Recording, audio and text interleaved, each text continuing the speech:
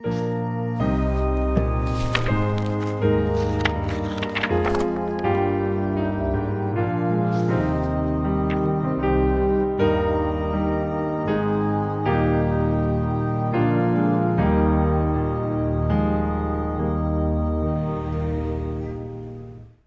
me toca exponer acerca de lo que es el propósito y contexto. Anteriormente, las últimas tres clases han sido acerca de géneros bíblicos, ¿cierto? Hemos dado los géneros bíblicos que muestran. Antes de eso, cómo pudimos ver a Cristo en el Antiguo Testamento, tenerlo claro, tanto el tema de ver a Cristo en el Antiguo Testamento como el tema pactual o el tema del sistema de pactos, para poder entender la progresividad de lo que el Señor nos está mostrando desde el inicio, desde Génesis. El día de hoy vamos a ver dos herramientas más para estudiar la Biblia, y le llamo herramientas porque realmente esos son lo que son y son muy útiles para poder entender más fácilmente, y pongo más fácilmente entre comillas porque la labor en sí misma no es que sea fácil, pero con un poco de pronto de entrega, con un poco de interés y de desear aprender a estudiar la Biblia para no descontextualizarla, creo que entonces se hace importante este tipo de herramientas que nosotros utilizamos. Y las herramientas que vamos a ver hoy, o el título de la enseñanza que vamos a ver hoy, para los que apenas se están conectando, se llama Propósito y Contexto. ¿Cómo estudiar la Biblia? Es la serie. El tema se llama Propósito y Contexto. Entonces, antes de comenzar, quiero que oremos para que el Señor nos ayude en todo esto y podamos traerle gloria a Él en medio de la enseñanza. Amado Dios y Padre, nuestro Señor Jesucristo, te damos gracias, Señor. Gracias por el enorme privilegio que nos das, bendito Dios, de poder estar aquí reunidos juntos como hermanos, Señor. Gracias porque tú eres bueno en gran manera, Señor. Gracias porque hasta aquí tú nos has traído, Señor. Más allá de la circunstancia en la que estemos, bendito Dios, sabemos que no todos estamos en las mismas circunstancias, Señor. Hay algunos hermanos que han presentado, Señor, dolor, pérdida, bendito Dios, enfermedad. Oh, Señor, pero en todo, Señor, sabemos que tú tienes el control, mi Rey.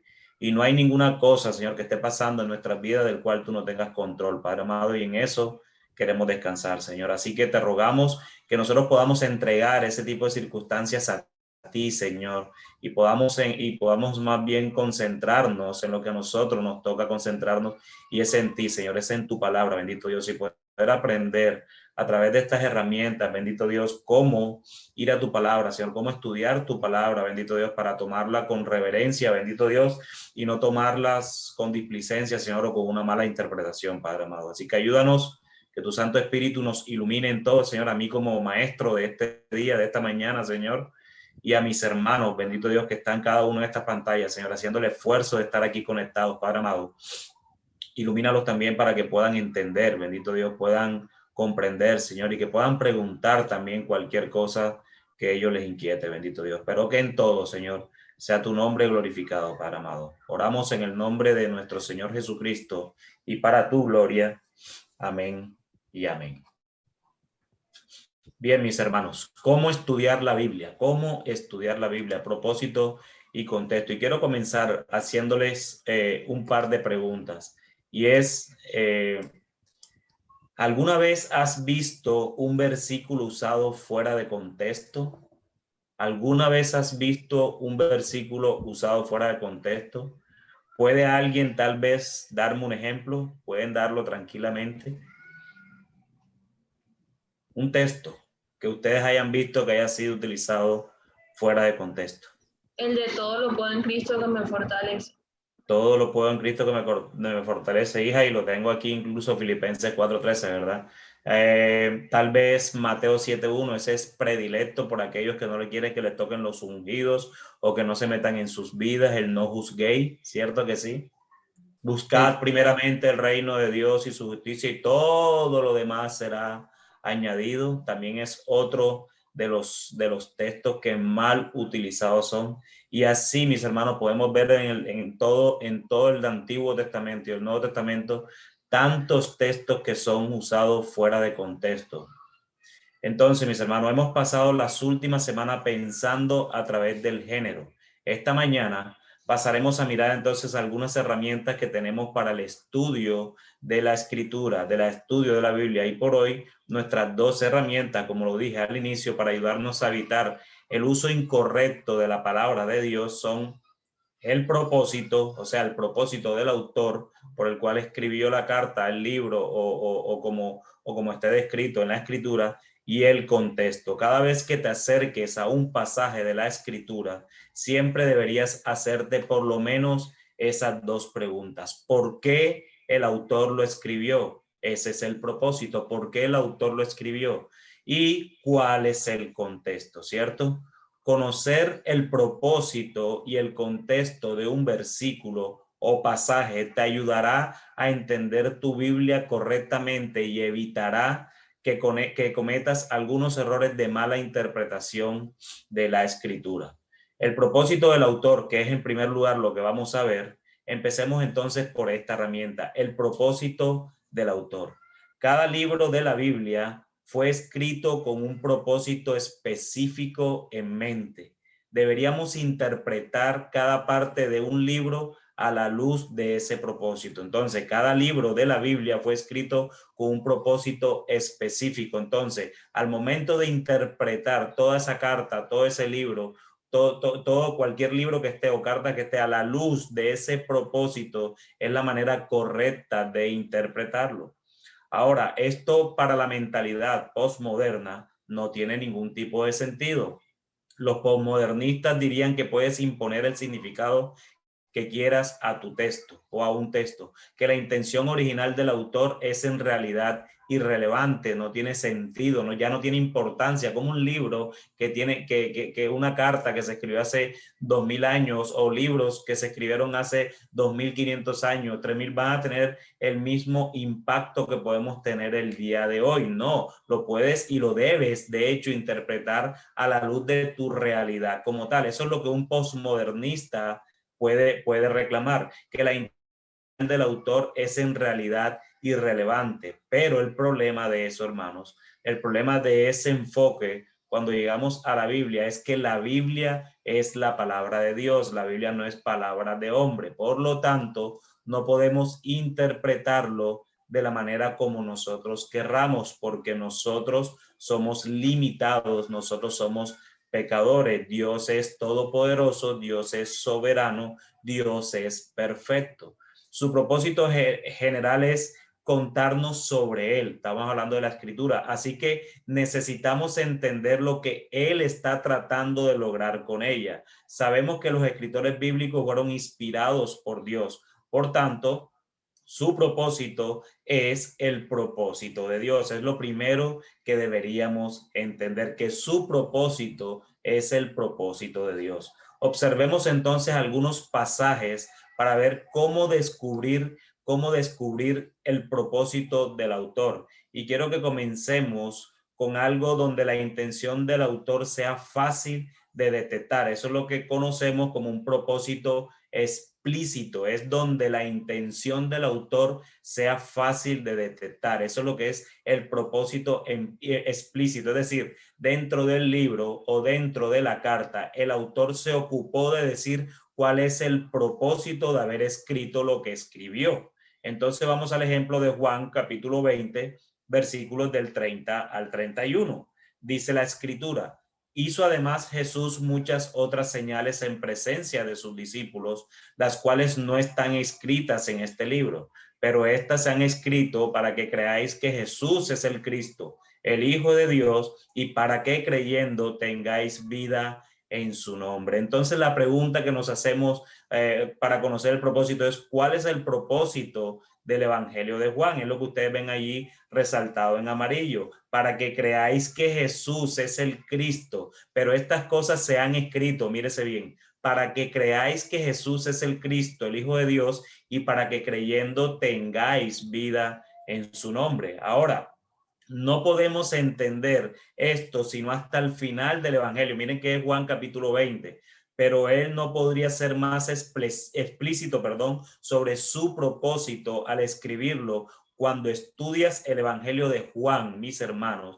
necesitamos entonces tener en mente siempre el propósito. Si sacamos el propósito que Juan mismo dejó por escrito para interpretar el Evangelio de Juan, entonces podemos caer ciertamente en muchos errores. Miremos otro ejemplo que también tiene que ver con Juan, pero ya no con el Evangelio, sino con su primera carta.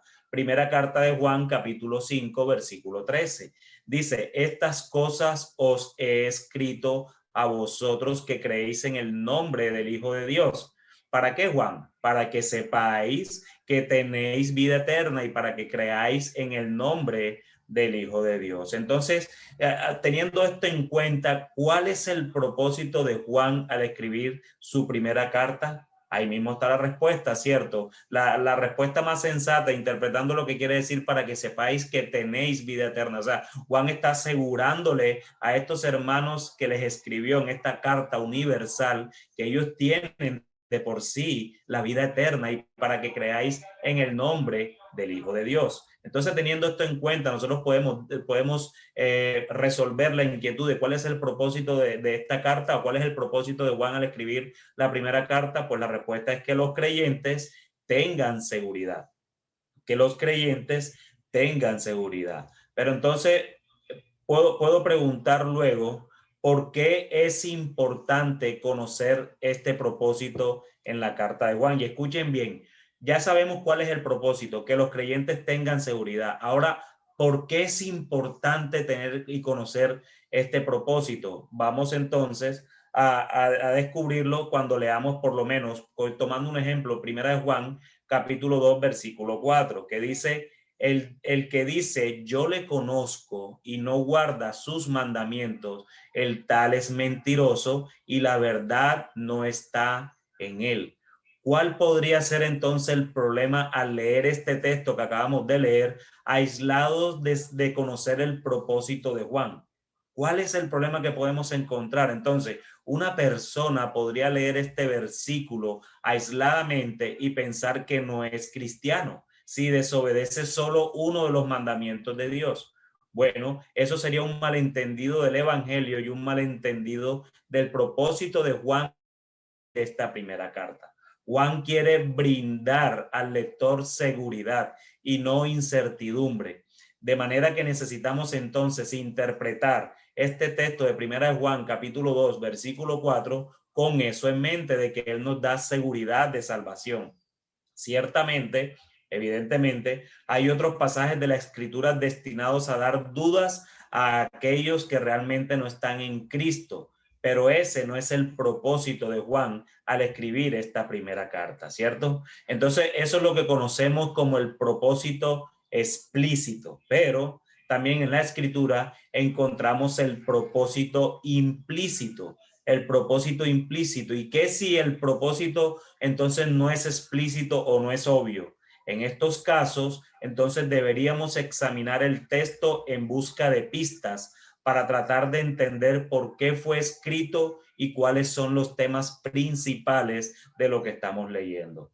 Al trabajar con una epístola del Nuevo Testamento o incluso con un profeta del Antiguo Testamento, debemos intentar responder por lo menos, mis hermanos, estas 4 preguntas, el cual nos puede llevar a entender cuál es el propósito implícito del libro o de la carta que estamos leyendo. En primer lugar, ¿quién escribe a quién? En segundo lugar, ¿cuál es la situación del autor y del lector? ¿Cuál es la situación del autor, el que escribe la carta, y cuál es la situación del que recibe la carta? En tercer lugar, ¿hay problemas o asuntos que están siendo abordados? Hay problemas o asuntos que están siendo abordados y eso lo tenemos que ver en el momento de la lectura de la palabra. Y en tercer lugar, ¿hay problemas o asuntos que están siendo abordados? Perdón, en cuarto lugar, ¿hay temas repetidos o una idea singular que sostenga todo el libro? Entonces, podemos hacer un ejercicio práctico, mis hermanos, que es lo que quiero hacer para descubrir el propósito implícito de una carta. Por ejemplo, vamos a tomar 2 Timoteo capítulo 1, versículos del 9 al 10. Yo quiero que ustedes tengan en sus manos segunda carta del apóstol Pablo a Timoteo, capítulo 1, versículos del 9 al 10. Yo se los coloco acá en la pantalla. Sin embargo, es bueno que ustedes tengan en sus manos la escritura, porque vamos a estar pasando a través de la escritura, porque así es que podemos descubrir el propósito implícito de la carta. ¿Por qué? Porque según a Timoteo, Pablo no le escribió explícitamente a Timoteo diciéndole el por qué estaba escribiendo la carta o para qué estaba escribiendo la carta. Se lo estoy diciendo explícitamente. Sin embargo, podemos descubrirlo cómo lo tiene implícitamente, buscando esas pistas o esos detalles que anteriormente les comenté. Dice la escritura, quien Dios o quien nos salvó y llamó, puse Dios allí para entender el contexto de que es Dios el que nos salvó. Quien nos salvó y llamó con llamamiento santo, no conforme a nuestras obras, sino según el propósito suyo y la gracia que nos fue dada en Cristo Jesús antes de los tiempos de los siglos, pero ahora ha sido manifestada por la aparición de nuestro Salvador Jesucristo, el cual quitó la muerte y sacó a la luz la vida y la inmortalidad por el Evangelio. Entonces, antes de hacernos esas preguntas que ahorita mencioné, esas 4 preguntas, ¿qué podría ser sacado de este pasaje al leerlo en aislamiento sin conocer el propósito? Solamente de este pasaje podríamos sacar por lo menos un par de enseñanzas que no necesito el propósito para entenderla. En primer lugar, puedo decir que somos salvos por gracia y no por obra, que es lo que nos dice el versículo 9, ¿verdad? Y eso es una enseñanza doctrinal que la enseña no solo Pablo a Timoteo, sino que la enseña toda la escritura como tal. Y en segundo lugar, podemos decir que esa gracia nos fue dada por medio de Cristo, por medio de Cristo desde el comienzo de los tiempos. Entonces, mis hermanos, yo puedo sacar esas dos doctrinas, así sea de un texto aislado, sin necesidad de entender el propósito, porque tengo sustento de otras partes de la escritura donde me enseñan exactamente lo mismo. Sin embargo, algunas cosas son buenas, ¿cierto? Estos versículos son provechosos por sí solos. Esos 2 versículos que acabamos de leer son provechosos por sí solos. Pero obtendremos más de ellos si entendemos cómo apoyan el propósito principal de Pablo para 2 Timoteo. Así que hagamos nuestras 4 preguntas.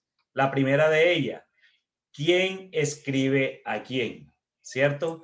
¿Quién escribe a quién? Y para descubrir quién escribe a quién, lo primero que podemos decir es ¿quién es el destinatario? El destinatario, evidentemente, por eso les dije que estuviéramos allí en su Biblia. Pablo en el capítulo 1, versículo 1 al 2, nos dice que a Timoteo, amado hijo, gracia, misericordia y paz de Dios Padre y de Jesucristo nuestro Señor. Perdóneme, no es quien escribe, sino quien recibe la carta. Esa es la inquietud que debemos responder primero. ¿Quién escribe a quién? Lo primero que debemos descubrir quién es el destinatario. El destinatario es Timoteo, porque eso nos lo dice el capítulo 1, versículos 1 al 2. ¿Quién es el que escribe? ¿Quién es el autor de la carta? Pues el versículo 1, el capítulo 1, versículo 1, nos dice que el autor es Pablo, apóstol de Jesucristo, por la voluntad de Dios según la promesa de la vida que es en Cristo Jesús.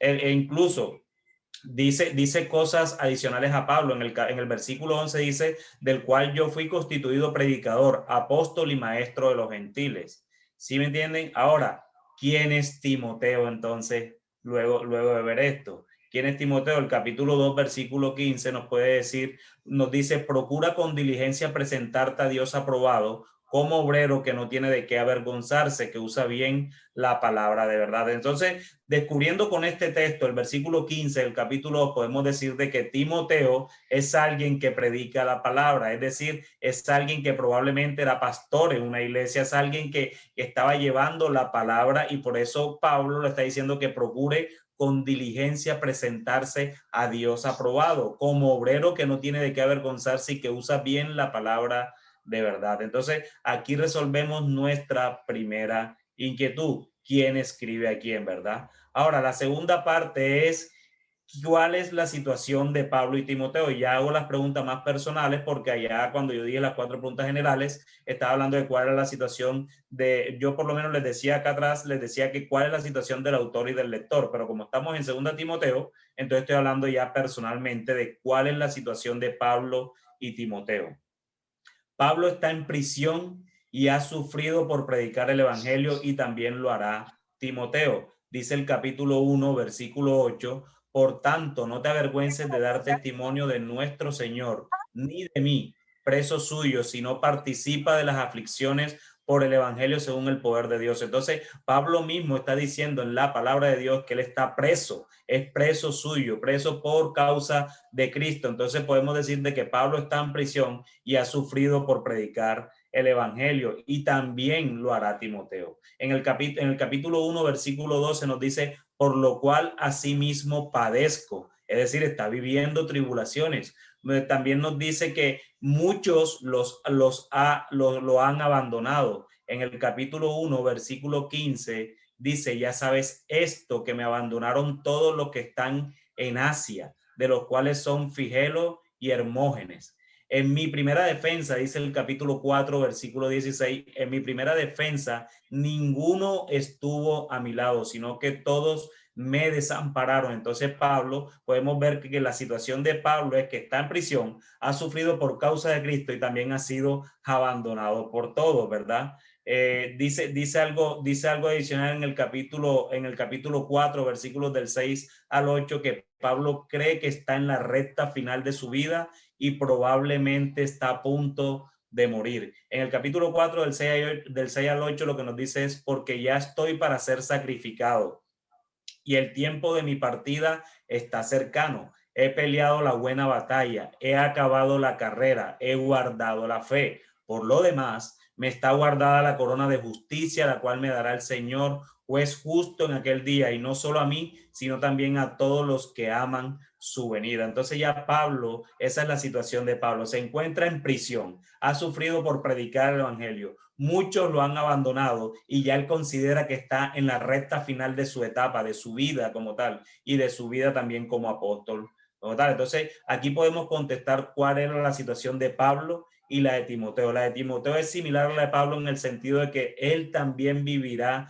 aflicciones por causa de la predicación de la palabra de Dios. Pero cuando llegamos a la tercera pregunta que nos debemos hacer para encontrar lo implícito que debe haber, para buscar la idea de implícita que hay en la carta, ¿hay algún problema siendo abordado en medio de todo lo que Pablo ha escrito a Timoteo? Sí, por lo menos hay falsos maestros en la iglesia de Timoteo que distorsionan el evangelio, y esto lo dice en el capítulo 2, versículo del 17 al 18. Dice: y su palabra carcomerá como gangrena, de los cuales son Himeneo y Fileto, que se desviaron de la verdad, diciendo que la resurrección ya se efectuó, y trastornan la fe de algunos. En el capítulo 3, versículo 8 también nos dice: y de la manera que Janes y Jambres resistieron a Moisés, así también estos resisten a la verdad, hombres corruptos de entendimiento, réprobos en cuanto a la fe. Entonces Pablo está diciéndole a Timoteo que hay falsos maestros en la iglesia que distorsionan el evangelio, pero también Pablo advierte que algunos en el futuro caerán presos de las falsas enseñanzas, y es lo que nos dice el capítulo 4, versículo 3: porque vendrá tiempo cuando no sufrirán la sana doctrina, sino que teniendo comezón de oír, se amontonarán maestros conforme a sus propias concupiscencias. Entonces vemos cómo Pablo le está advirtiendo a Timoteo que algunos en el futuro caerán presos de las falsas enseñanzas. Y hasta aquí entonces hemos respondido 3 de las 4 preguntas, pero entonces, ¿qué nos dice la cuarta pregunta? ¿Hay temas que se repiten dentro de la carta? Podemos ver cómo Pablo, en primer lugar, anima a Timoteo a permanecer firme por el verdadero evangelio. Eso nos lo dice el capítulo 1, versículo 8. Dice: por tanto, no te avergüences de dar testimonio de nuestro Señor ni de mí, preso suyo, si no participa de las aflicciones por el evangelio según el poder de Dios. Y en el versículo 14 de ese mismo capítulo 1 nos dice: guarda el buen depósito por el Espíritu Santo que mora en nosotros. Entonces Pablo lo que le dice a Timoteo es darle ánimo, le está dando ánimo para que permanezca firme por el verdadero evangelio. Pero también Pablo le dice que debe seguir le dice que seguir a Cristo implicará persecución o sufrimiento, lo que habíamos hablado hace unos minutos. En el capítulo 3, versículo 12 dice: y también todos los que quieren vivir piadosamente en Cristo Jesús padecerán persecución. Es decir, todos los que vivimos piadosamente en Cristo vamos a padecer vamos a padecer persecución, le está diciendo Pablo a Timoteo. Entonces, contestando esas 4 preguntas, vamos a adentrarnos un poco más y podríamos entonces hacer un resumen del propósito de Pablo al escribir 2 Timoteo. Sí, claro que sí.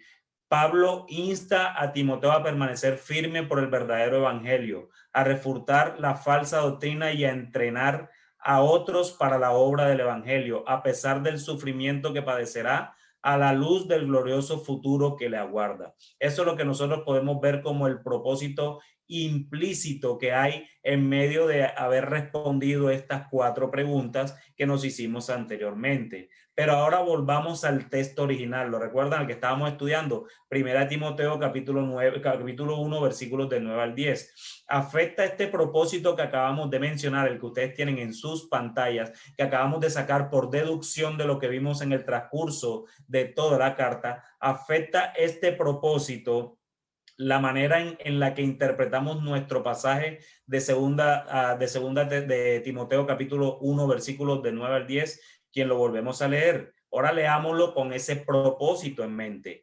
Quien nos salvó y llamó con llamamiento santo, no conforme a nuestras obras, sino según el propósito suyo y la gracia que nos fue dada en Cristo Jesús antes de los tiempos de los siglos, pero que ahora ha sido manifestada por la aparición de nuestro Salvador Jesucristo, el cual quitó la muerte y sacó a luz la vida y la inmortalidad por el evangelio. Entonces, ¿de qué manera el conocer el propósito afecta el significado de este pasaje? Ya dedujimos el propósito implícito que hay en la carta. Ahora, ¿de qué manera podemos interpretar estos 2 textos que vemos en Timoteo a la luz de ese propósito? Entonces, este pasaje no es sobre Pablo enseñándole a Timoteo el evangelio por primera vez. Timoteo probablemente ha escuchado y enseñado el evangelio cientos de veces. De hecho, era pastor. Aparentemente Pablo no cree eso suficiente y comienza con una pequeña tangente evangélica al comienzo de su carta.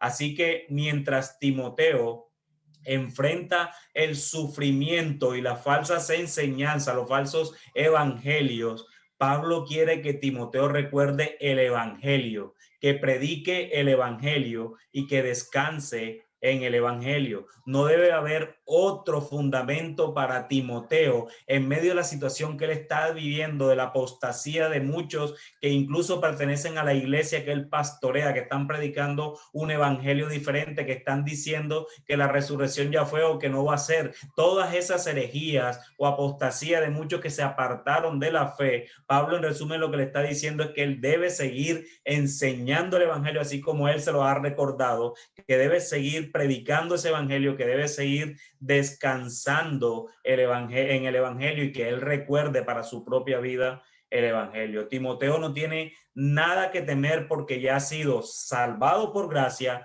la muerte ha sido derrotada y le espera la eternidad. Entonces, ¿cómo nos ayuda incluso a nosotros esta nueva visión a aplicar en este pasaje? ¿Alguna vez, mi hermano, te pregunto, alguna vez has tenido que aconsejar a un amigo o un cónyuge que atraviesa una situación difícil, pero sientes que no tienes nada sabio que decirle? Seguro que podrías recordarles el evangelio, seguro que sí, pero ya lo conocen, por lo que no serviría de mucho, ¿no? Dirías tú. Y si les recuerdas el evangelio, no hay muchas probabilidades de que les ayude, ¿cierto? Eso es lo que nosotros a veces podemos decir. Mira, muchas veces estamos en consejería o estamos aconsejando a alguien y mientras escuchamos a esa persona, lo único que a veces se nos viene a nuestra mente, a nuestro corazón es: esta persona lo único que necesita es el evangelio. Pero ya lo conoce, ¿no? Pero hay que recordárselo.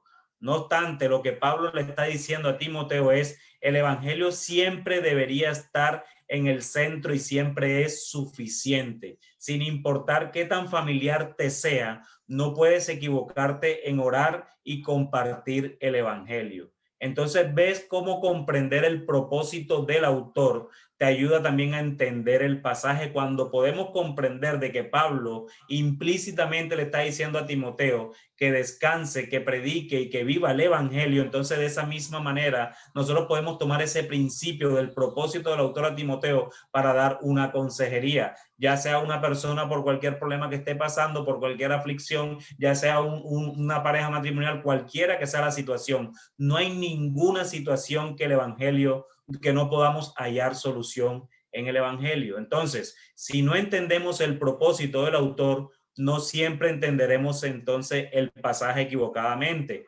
por la gracia de Dios. Que esto quede bien claro. Muchas veces no entendemos el propósito de Dios implícitamente, o el propósito del autor implícitamente, pero no necesariamente eso nos lleva a equivocarnos en sacar el pasaje. Mire que cuando leímos este texto, sacamos dos doctrinas que no necesariamente podemos decir de que era el propósito del autor o no, pero más allá de que no era el propósito de Pablo enseñarle eso a Timoteo, porque seguramente Timoteo lo traía, nosotros pudimos sacar esas dos enseñanzas, que somos salvos por gracia y que no necesitamos más nada, sino que es el evangelio lo único que necesitamos. Entonces, pero probablemente podemos terminar afirmando simplemente una verdad general en un lugar de ver significado más profundo del pasaje. Es decir, acabamos de sacar esas dos doctrinas antes de hacernos las cuatro preguntas, ¿verdad? Sacamos que somos salvos por gracia y está bien, pero perdemos el lente original del autor y del propósito del autor al escribir la carta, y solamente olvidando eso podemos entonces perder profundidad en el mismo pasaje que estamos estudiando. Entonces todo esto trata sobre identificar el significado del pasaje en estos dos géneros. Así son las epístolas y también los profetas. Pero ¿qué hay de los otros géneros? Al trabajar con narrativas, considera lo que el autor elige incluir y lo que elige dejar por fuera. Nosotros estamos dando una serie de sermones de Génesis. Génesis es narrativo y fíjate que muchas veces no nos da muchos detalles. Por ejemplo, en el sermón del domingo anterior, nosotros pudimos ver de que el Señor le mandó a pedir a Abraham unos animales, pero en ningún lado de la escritura pudimos ver de que el Señor le dijo lo que tenía que hacer con los animales. Entonces, de esa misma forma, al trabajar con narrativa, considera lo que el autor elige incluir y lo que elige dejar por fuera. Esto nos ayuda a entender la intención del autor. La intención del autor quizás allí en Abraham, lo que estudiamos el domingo pasado, no era mostrar de que Abraham era más sabio que todo el mundo y entendió lo que tenía que hacer con los animales, no, sino que Dios iba a pasar a firmar ese contrato unilateralmente de tal manera de hacer el pacto con Abraham. Eso es lo que tenemos que enfocar, y no es que Abraham era más sabio, porque Abraham, mira, la Biblia no lo dice, pero Abraham vino y cortó los animales y a Dios le agradó. No, eso no es la intención del autor. Entonces, no empecemos nosotros a pensar en cosas en que el autor ni siquiera lo dejó escrito. Esto es especialmente importante al leer dos relatos diferentes del mismo evento. Por ejemplo, considera el pecado de David con Betsabé. El autor de primero y segundo de Crónicas lo omite porque su intención es celebrar lo mejor de los reyes de Israel y Judá, en anticipación al más grande rey de todos, quien era Jesús, ¿cierto? Sin embargo, en segundo de Samuel lo incluye el pecado en sí mismo, porque él tiene un propósito distinto: mostrar que incluso el rey David es un pecador y necesita un salvador. ¿Sí ven la diferencia? Ambos libros, o primero y segundo de Crónicas, omite una parte que segundo de Samuel no omite. ¿Pero por qué? Porque el propósito de primero y segundo de Crónicas era uno y el propósito de segundo de Samuel es otro. Lo mismo es cierto para los evangelios. Deberíamos ser muy cuidadosos al referenciar a Mateo con Lucas para llenar los eventos que faltan. Muchas veces cuando leemos los evangelios sinópticos, como lo vimos el domingo anterior, vemos que Mateo, por ejemplo, tiene algunos detalles que tal vez Lucas no tiene, o viceversa, Lucas tiene unos detalles que tal vez Mateo no tiene. Y si bien es bueno en nuestro contexto poder entender toda la escenografía completa, si el autor lo dejó por fuera fue por una intención y un propósito diferente en Mateo que en Lucas. Deberíamos entonces ser cuidadosos al tratar de combinar esas dos ideas para sacar una doctrina al cual la Biblia o los autores no están mostrando como tal. ¿Qué tal si Mateo, por ejemplo, pretendió que esos eventos faltaran? de pronto sí lo sabía, pero no consideró, o inspirado por el Espíritu Santo, no consideró que fueran importantes para dejarlos ahí escritos. Otros libros pueden resultar más difíciles de determinar en la intención, pero siempre puedes buscar los temas dominantes y las pistas de lo que el autor se refiere. Hay libros que son más complicados, hermano. Sin embargo, por ejemplo, todo el mundo le huye a Levítico. Levítico, no, ese libro es muy complicado. Pero al momento que tú empiezas a leer, puedes ver algunas pistas que el Señor te está dando de cómo Él demanda ser adorado, por ejemplo, para nuestro cumplimiento, para nuestra aplicación en nuestros días. Tal vez ya nosotros no vamos a hacer tabernáculos, no vamos a hacer nada de esos detalles con metros aquí, ancho de esto, alto de esto, ponle cortinas así, usa púrpura, usa lo otro. Tal vez ese detalle ya no nos sirve para nuestra aplicación diaria, pero el principio, hermano, que Dios dejó allí nos sirve para aplicarlo a nuestra vida diaria y ver la manera como nosotros estamos adorando en nuestra vida personal y en nuestra vida congregacional a nuestro Dios. Entonces sí es importante de todos modos leer esos libros que parecen tediosos o difíciles para ver pistas y detalles que nos ayudan en principios para nosotros poder aplicarlos a nuestras vidas. Mis hermanos, hasta aquí hemos llegado en cuanto al propósito. Quiero saber si alguno tiene alguna pregunta o algún comentario que pueda hacerlo en estos momentos.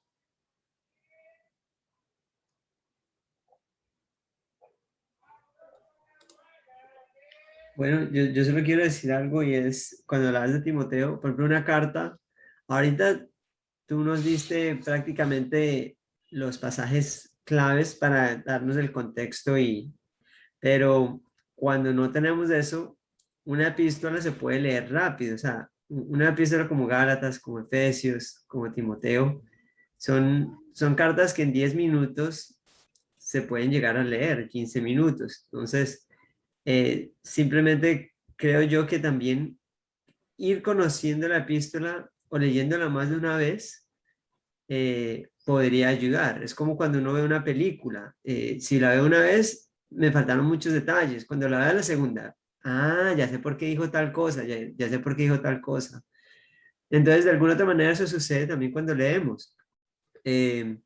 Entonces, animarlos a que no seamos estudiosos perezosos de la Biblia, sino que al contrario, porque esto no es, a veces se piensa que el estudio profundo de las escrituras es solo para armar un sermón o para el pastor, pero realmente es un llamado para todos de estudiarla y no para poderle ni siquiera predicar, sino porque es nuestra necesidad de conocer a quién es Dios. Entonces, en ese sentido, simplemente eh, volver a leer una y otra vez un libro ayuda mucho también a ir conociendo un poco más lo que dice el autor. Gracias, hermano. Y fíjate una cosa, tocaste decir algo clave y que nosotros como pastores o predicadores somos muy tentados. Creemos que todas las lecturas que hacemos, a veces se nos viene la tentación de que esto que estoy leyendo en mi devocional personal lo tengo que volver un sermón o una enseñanza, porque es que en la iglesia estamos pasando por esto y no necesariamente así. De hecho, incluso lo veo pecaminoso en el sentido de que estoy pensando siempre en que necesito ir a predicarse a los demás y no necesito predicármelo a mí mismo. Entonces, en ese sentido, debemos tener cuidado y apoyo tu idea en el sentido de que nosotros, incluso como pastores, debemos tener nuestros estudios devocionales y personales para conocer y para seguir asombrándonos de ese Dios verdadero, ¿verdad? Entonces, en ese sentido, es bueno y es necesario, no solo para los pastores, sino para toda la iglesia, estudiar la palabra de Dios, porque ciertamente allí es donde está la salvación nuestra, o sea, ciertamente allí es donde encontramos al Dios verdadero. Sí es bueno escuchar predicación y todo lo demás, pero debemos nosotros ser responsables delante del Señor en nuestra oración personal e ir y estudiar la Escritura. Y creo que estas herramientas nos ayudan a esto y nos animan a hacerlo. Ahorita alguien escribió un mensaje, Nilda escribió que no escuchaba, no sé si ya escucha o no escucha, no confirmó luego de esto. Sin embargo, Nilda, déjanos saber. Ahora entonces pasemos, mis hermanos, si más nadie tiene algún comentario, alguna pregunta, pasemos a la segunda parte, que es un poco más corta, no se preocupen, que es el tema del contexto. Entonces avancemos a nuestra segunda herramienta, que es el contexto. La pregunta que les hago es, ¿Puede alguien decirme cuál es la diferencia entre una novela y una enciclopedia? Una novela y una enciclopedia.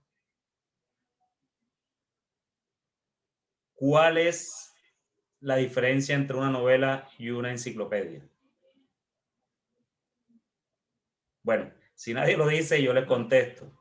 Deberíamos leer la Biblia más como una novela y menos como una enciclopedia espiritual. Cada versículo, capítulo y libro están conectados y todos están conectados a la gran narrativa de la Biblia, de la que hemos estado hablando en toda esta serie de enseñanzas. Es decir, Dios glorificándose a sí mismo mediante la salvación de su pueblo y el juicio de sus enemigos a través de la vida, muerte y resurrección de nuestro bendito Salvador Jesucristo. Un ejemplo de usar la Biblia como una enciclopedia sería si lees los 10 mandamientos de forma aislada. Si los lees aisladamente, quizás te inclines hacia una comprensión basada en las obras acerca de cómo el hombre es salvo. Si cumplo estos mandamientos, entonces Dios me salvará. Pero si lees la introducción a los 10 mandamientos o la introducción a los mandamientos en su contexto que dice: yo soy Jehová tu Dios, que te saqué de la tierra de Egipto, de casa de servidumbre, y luego lees los 10 mandamientos, entonces te darás cuenta de que Dios dio a su pueblo los 10 mandamientos después de que los salvó de Egipto y los está llamando a vivir a la luz de su salvación. No les está diciendo cómo ganarla, sino que les está diciendo cómo deberían vivir a la luz de esa salvación que él ha provisto al pueblo de Israel. Así que al estudiar un pasaje de la Escritura, es esencial que preguntemos que preguntemos cómo el pasaje encaja en lo que viene antes y lo que viene después de él. Al pensar sobre un pasaje en el contexto de toda la Biblia, es importante tener en cuenta por lo menos estos dos lentes, mis amados hermanos. El primero es la teología sistemática. La teología sistemática es una categorización de la verdad bíblica. Si escoges un libro de teología sistemática, te ayudará a entender lo que la Biblia entera dice sobre temas específicos. Por ejemplo, cómo el pecado abunda en el hombre, la naturaleza divina de Jesús, el fin de los tiempos, entre otros. Es decir, la teología sistemática nos ayuda a sistematizar muchos asuntos de nuestra fe cristiana para poder asegurarla en el transcurso o en la progresión de la revelación de las Escrituras desde Génesis hasta Apocalipsis. Entonces, en ese sentido, podríamos estudiar el pecado del hombre desde Génesis e incluso terminar en Apocalipsis estudiando el mismo tema. Eso es lo que nosotros le llamamos la teología sistemática. Sistematizamos un tema para poder ahondarlo a través de las Escrituras. Pero el segundo es la teología bíblica, que es la trama del plan de Dios de redención que fluye desde el comienzo de Génesis hasta el final de Apocalipsis. Ubicar tu texto en el contexto de la teología bíblica contextualizará la manera en la que encaja en el gran plan de redención de Dios, y esto sí que es bien importante, amados hermanos. Porque si solo pensamos en el contexto de la Biblia en términos de teología sistemática, podemos llegar a perder parte de la textura y la fuerza de lo que está ocurriendo.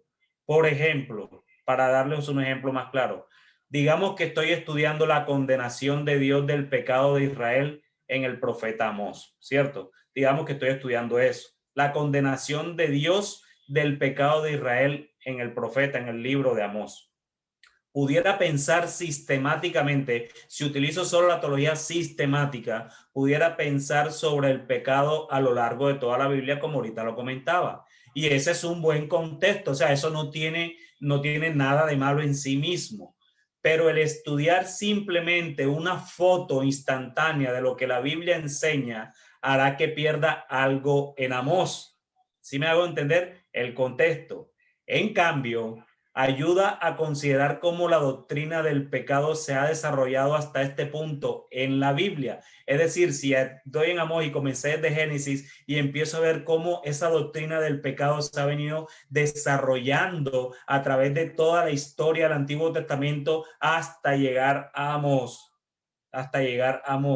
Entonces, cuando haga eso, veré que en este momento el pueblo ha vuelto a su pecado después de que Dios le mostraría o le ha mostrado su gracia una y otra vez durante generaciones, durante docenas de generaciones a lo largo de cientos de años, hasta el punto de que la verdadera pregunta sobre el pecado que debería estar sintiendo es: ¿por qué motivos Dios todavía soporta a esta gente?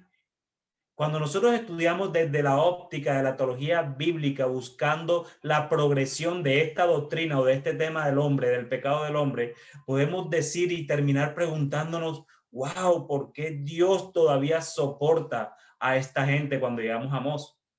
Ese es el sentimiento que debería tener cuando el enfoque del pecado en Amós estoy usando la teología bíblica. Entonces examinemos, mis hermanos, un versículo familiar para que podamos ver implicaciones de leer un versículo en contexto. Vayan conmigo a su Biblia, al capítulo, quizás al texto más conocido por todos, Juan capítulo 3, versículo 16.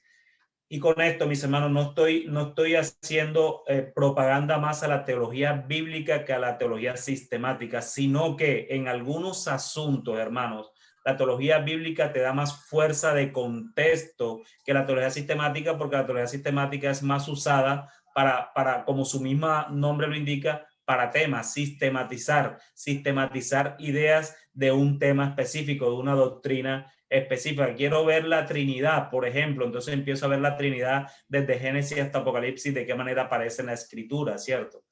No es lo mismo que estudiar tal vez un pasaje como cuando Jesús se bautizó, por ejemplo, en donde aparece la Trinidad, pero tengo un contexto que nos quiere mostrar el autor y eso tiene que ver con el propósito, que fue lo que acabamos de ver.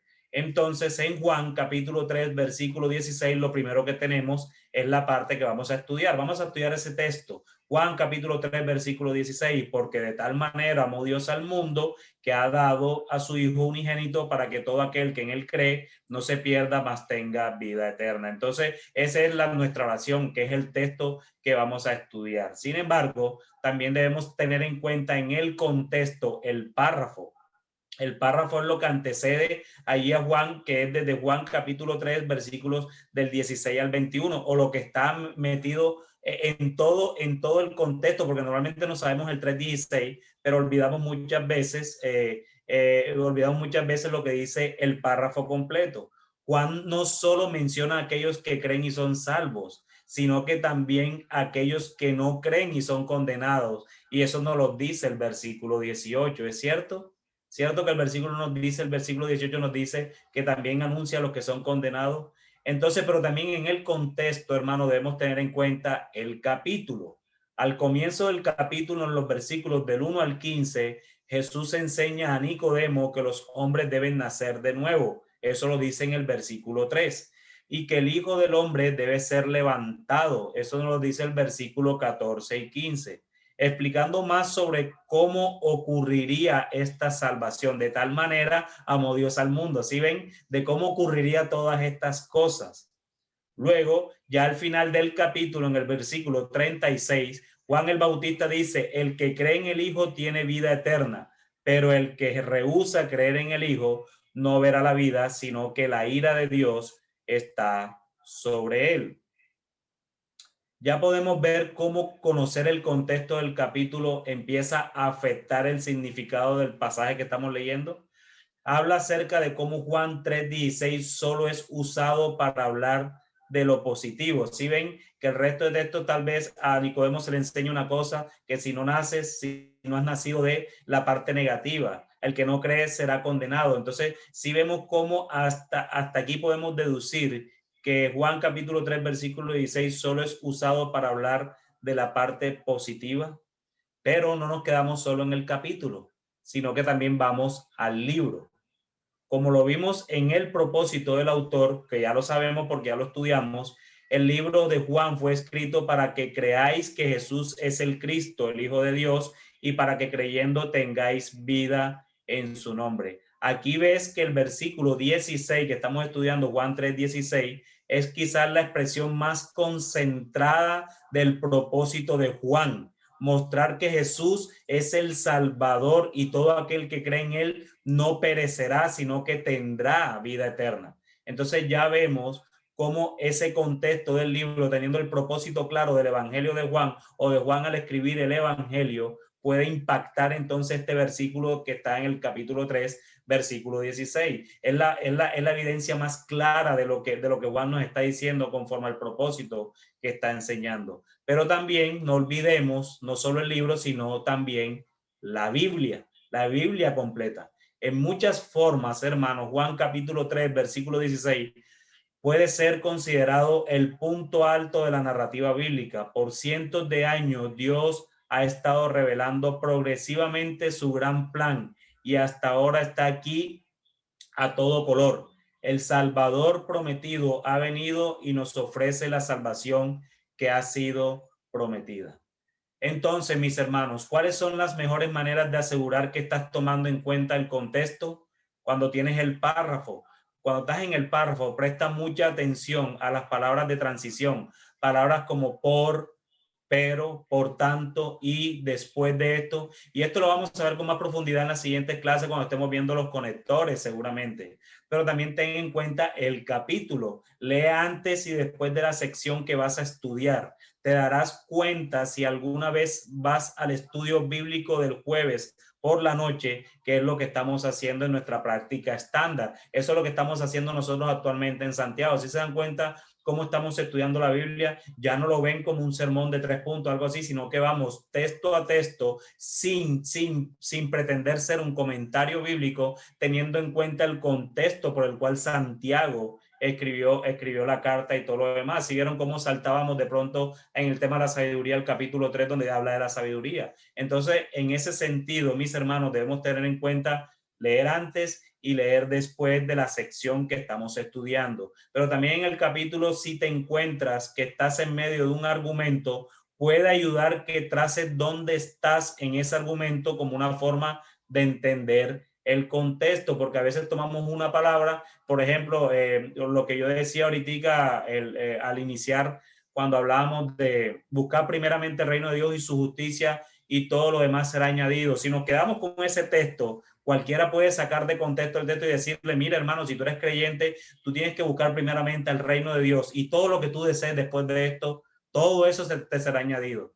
Entonces, si encontramos esa sentencia, pero no empezamos a evaluar el contexto del cual, por qué Jesús mismo dijo esa sentencia, entonces vamos a caer en un error marginal, en un error fuerte, hermano, porque el contexto de ese pasaje, Jesús viene hablando del vestido, de aquellos que no tienen vestido, pero que dice Jesús que los lirios de los campos visten mejor que Salomón, de alimentación, que las aves del cielo no nidan, ni hacen nada, ni cosechan, ni mucho menos, pero el Señor les provee. Entonces, en ese sentido, cuando ya hablamos de todo eso añadido, Jesús se está refiriendo precisamente al alimento, se está refiriendo al vestido, se está refiriendo al techo o al lugar donde descansan. Entonces hay que tener en cuenta en el capítulo, mi hermano, que cuando encontramos un argumento, no utilizar ese argumento de manera ligera, sino entender por qué en el contexto Jesús utilizó, o cualquier autor de la escritura, cualquiera que estuviera en el pasaje, utilizó ese argumento para dar luz de algo en particular. Y preguntémonos siempre en el capítulo, ¿qué estaría faltando en este libro de la Biblia si este capítulo desapareciera repentinamente? Eso sería una buena pregunta. ¿Qué pasaría si este capítulo no estuviera aquí, si sencillamente no existiera en la escritura? ¿Qué pasaría si la Biblia dijera que somos salvos por gracia y no por obra para que nadie se gloríe. ¿Qué pasaría si yo saco eso de la escritura y no hubiese quedado escrito? Entonces teníamos que evidenciar la importancia de lo que vamos a hablar, precisamente porque es importante ese texto para saber que la salvación no es por obra, sino por gracia, por medio de la fe en Cristo. ¿Sí me entienden? Para la gloria de Dios Padre, así como nos lo dice la escritura. Entonces es importante hacernos esa pregunta cuando estamos estudiando. Y cuando estamos ya en el libro, ya no solo en el capítulo, sino en el libro, puede ser de ayuda el entender cómo está estructurado el libro. Es como Proverbios, donde la estructura es muy suelta y no importa tanto, por ejemplo, o como Job, que lo vimos unas semanas atrás, donde entender cómo el libro está compuesto es en realidad crítico para entender cada pasaje dentro de él. Si ven, Proverbios, un libro de sabiduría, todo lo demás, Job, un libro poético, el cual los primeros versículos, los primeros capítulos, los últimos, hablan narrativamente, hablan de manera literal, pero también poéticamente dentro del mismo libro. Entonces, es importante entender el género en el cual estamos leyendo el libro. Los libros donde más importa la estructura tal vez son Apocalipsis, Job y Eclesiastés. En una segunda línea podríamos meter a Mateo, Daniel, Malaquías, los profetas, Éxodos podrían estar ahí. El Éxodo, para la mayoría de los otros libros es bueno conocer la estructura, pero a veces no es esencial para comprender el contexto. Entonces debemos tener claro siempre cuando estudiamos el libro qué tipo de libro es. Y también con el libro, otra buena forma de obtener el contexto al nivel del libro es leer, por ejemplo, recomiendo leer unas introducciones. A veces hay Biblias de estudio que tienen introducciones en cada libro y eso contextualiza, hermano. Cuando leemos las introducciones te contextualizan. Tenemos que hacer buen uso de las herramientas que Dios por gracia nos ha dado a esta altura del siglo XXI. Estos comentarios o estas introducciones hace 100, 200, 300, 400, 600 años no existían. Mis hermanos, debemos utilizar esos medios que el Señor nos ha dado, porque ha utilizado hombres piadosos para poner su trabajo allí y contextualizarnos de muchas cosas que nosotros podemos ignorar. Y en cuanto a la Biblia, también podemos ver y utilizar un buen libro de teología bíblica que puede ayudarte a comprender dónde encaja tu pasaje en la corriente general de la Biblia, dónde encaja tu pasaje en lo que el Señor está mostrando en toda la progresividad de la salvación. Mis hermanos, para concluir, hablamos hoy sobre usar dos herramientas, el propósito del autor y el contexto, para ayudarnos a descubrir el significado de un determinado pasaje. Pero siempre deberíamos tener en mente que el propósito subyacente de Dios en toda la escritura es la revelación de su gloria, como se muestra principalmente a través del evangelio de nuestro Señor Jesucristo. Por lo tanto, cuando nos sentemos a estudiar la palabra de Dios, mientras buscamos discernir el propósito y el contexto de un pasaje, debemos hacerlo con el objetivo de crecer en nuestro conocimiento de él en toda su gloria, como lo dice la Escritura. Amén.